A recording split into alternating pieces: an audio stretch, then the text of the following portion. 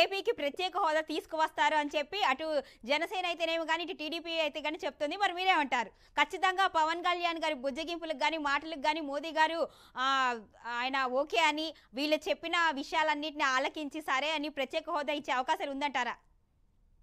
అమ్మా, ఒక విషయం అయితే క్లియర్. ప్రజల సంక్షేమం కోసం భారతీయ జనతా పార్టీ ఎప్పుడు కూడా కట్టుబడి ఉంటుంది. దాంట్లో సందేహం లేదు. ప్రత్యేక హోదానా లేదా ప్యాకేజీ అనేటువంటి అంశంలో భారతీయ జనతా పార్టీ మొదటి నుంచి కూడా క్లియర్ ఉంది. దాంట్లో సందేహం లేదు.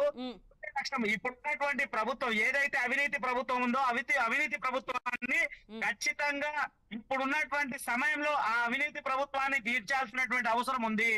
భారతీయ జనతా పార్టీ మళ్ళా తర్వాత జనసేన మరియు తెలుగుదేశం పార్టీ ముగ్గురి కలయికతో ఖచ్చితంగా ఇప్పుడున్నటువంటి ప్రభుత్వాన్ని కూలదోయడం ఖచ్చితంగా ఖాయం.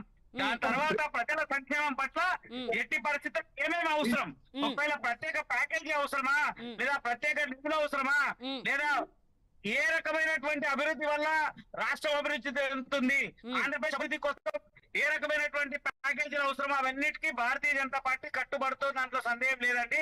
మూడు పార్టీల కలిగితో ప్రజల సంక్షేమం తెలుగు రాష్ట్రాల్లో 2 రాష్ట్రాల అభివృద్ధి చెందాలనేటువంటి లక్ష్యంతోనే భారతీయ జనతా పార్టీ 2 రాష్ట్రాల సమన్వయంతోనే ప్రయత్నం చేస్తా ఉంది.